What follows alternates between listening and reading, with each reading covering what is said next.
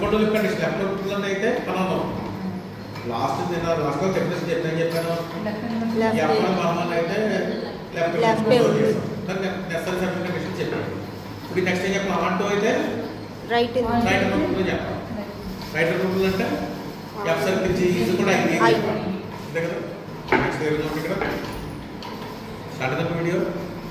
Okay F from A to B is ఆంటో if and only F is right అంటే first ఏం చేయాలి మనం ఆంటో తీసుకోవాలి రైట్ రూల్ అని చెప్పాలి.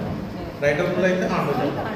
మరి దానికి దీనికి మనం డెఫినేషన్ అంటే ఆంటో ఎప్పుడైతే మీరు ఓడోమెంట్ సెట్ ట్రైన్ సెట్ ఉంటాయి అంటే అదే ఆ కాన్సెప్ట్ వాడతాం. నెక్స్ట్ ఫస్ట్ నెసరీ కండిషన్ తీసుకోండి. నెసరీ కండిషన్ తీసుకున్నాం ఎఫ్ అనేది ఆంటో. ఇప్పుడు ఏం చెప్పాలి మనం G circle F circle G కూడా ఐబీ చెప్పాలి అంతే కదా. Next F from A to B అనేది ఆంటో ఇచ్చాం.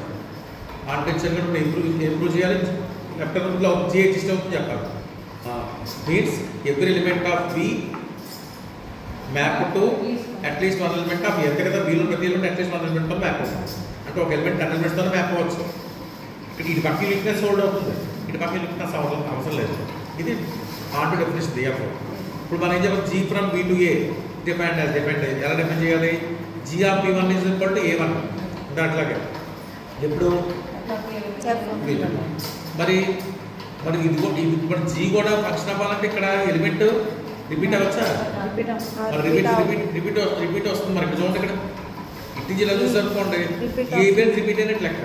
ఆ రిపీట్నెస్ కోట కోసం చెప్తున్నాం జీ ఆఫ్ బి1 ఈక్వల్ టు ఏ సబ్స్ బి.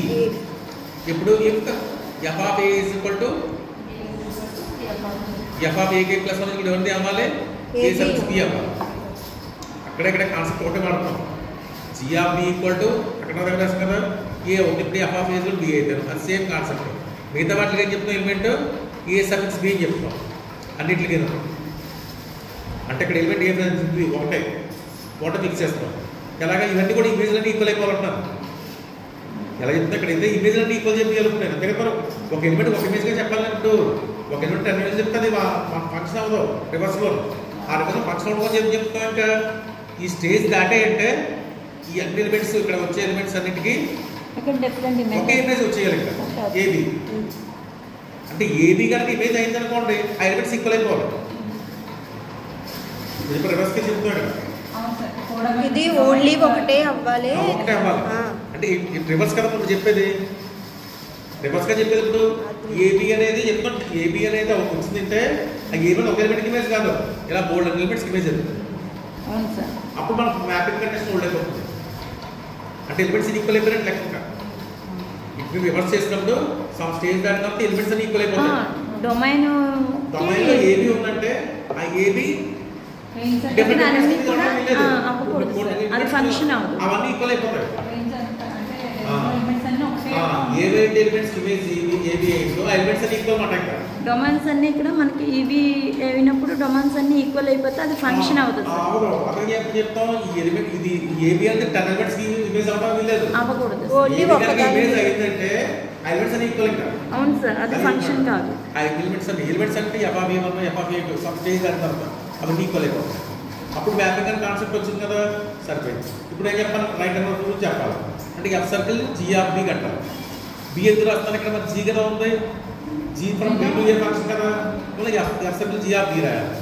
అంటే F of G of B. G of B అంటే ఏ ఎఫ్ ఆఫ్ బి వచ్చింది ఒకటి సరిపోయింది. ఎఫ్ ఆఫ్ బి అంటే మళ్ళీ ఐబి అని రాస్తాం. ఇప్పుడు ఎఫ్ సర్కిల్ జీజీ కూడా ఐబి వచ్చింది. మళ్ళీ రైట్ హ్యాండ్ రూల్ అయింది. నెక్స్ట్ ఏం చెప్పాలి రైట్ హ్యాండ్ రూల్లో తీసుకుని ఎఫ్ సర్కిల్ జీ డిక్లైన్ చేయాలి. F from A to B onto అని చెప్పాలి.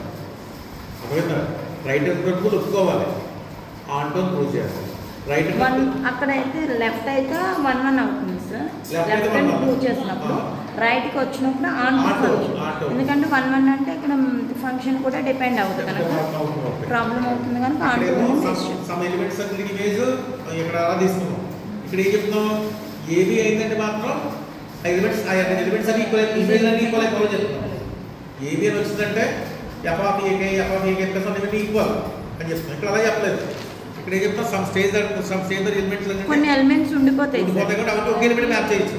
రివర్స్ లో ఒక ఎలిమెంట్ మ్యాప్ ఒక చేయించాలి. ఎలిమెంట్కి మ్యాప్ చేయాలి. మ్యాపింగ్ అనేది ఇలా చూసినప్పుడు అప్పుడు ఇది ఎలిమెంట్స్ అన్ని మ్యాప్ అయి ఉంటాయి. లిఫ్ట్ అయ్యో మ్యాపింగ్ అనే ప్రాపర్టీకి ప్రాబ్లం లేదు. ఇక్కడే ఉంటుంది రివర్స్ చేసినప్పుడు ఈ ఎలిమెంట్కి ఇదే వస్తుంది అండ్ యూనిక్నెస్ పోయింది. యూనిక్నెస్ ఇలా ఉండాలంటే ఏం చేయాలి? ఇవన్నీ కూడా ఈక్వల్ అయిపోవాలి. ఏబీ వచ్చినట్టు ఏబీ అనే ఎలిమెంట్ ఒక ఎలిమెంట్ ఇమేజ్ కాదు 10 ఎలిమెంట్స్ ఇమేజ్ అయింది అనుకోండి. ఆ 10 elements equal. Element limit element మాట ఇక్కడ ఎలిమెంట్ లిమిట్ అంటే 1 అనే నెంబర్ 10 టైమ్స్ ఉంటుంది కదా. అది ఇక్కడ రాస్తాం. దానికి డిఫరెన్స్. నెక్స్ట్ ఏం చెప్పాలి? రైట్ రివర్స్ అయింది కాబట్టి ఆంటో అని చెప్పాలి. ఆంటో అంటే మీరు ఏం ప్రూవ్ చేయాలి? కోడోమైన్ సెట్కి రేంజ్ సెట్ ఈక్వల్ చెప్పాలి. అంటే ఫస్ట్ కోడోమైన్లో ఎలిమెంట్ తీసుకుంటాం. రైట్గా చెప్తున్నాను. ఒక ఎలిమెంట్ తీసుకుంటాం. ఎవ్రీథింగ్ ఇంకా తీసుకున్నాక బీ బిలాంగ్స్ టు బీ తీసుకున్నాం. And B belongs to B. Hyperset G from B to A. Every element of B. Every element of B. Mapping to at least one element of A. Therefore, from A to B is onto A. అంటే every element of B. B లో ఉండేటువంటి ప్రతి element మనం mapping చెప్పాం కదా. Mapping అంటే meaning అంటే B లో ప్రతి ఎలిమెంట్ మ్యాప్ అయినట్టేనా?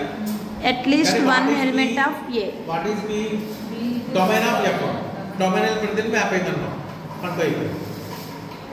B లో ఉండే ప్రతి ఎలిమెంట్ కూడా అట్లీస్ట్ ఒక ఎలిమెంట్ అన్న A లో మ్యాపింగ్ అయ్యి ఉండాలి. అంతే. అది దీనికి చెప్పాలి. జీ చెప్పాలి. కానీ రైట్ కన్వెన్షన్. కానీ ఎఫ్లో మనం ఏం తీసుకున్నాం? A to B అంటే ఆటో చెప్పాం. ఆటో అంటే మీనింగ్ అంటే B లో ప్రతి ఎలిమెంట్ యూజ్ చేసినట్టే కదా. సరే ఇక్కడ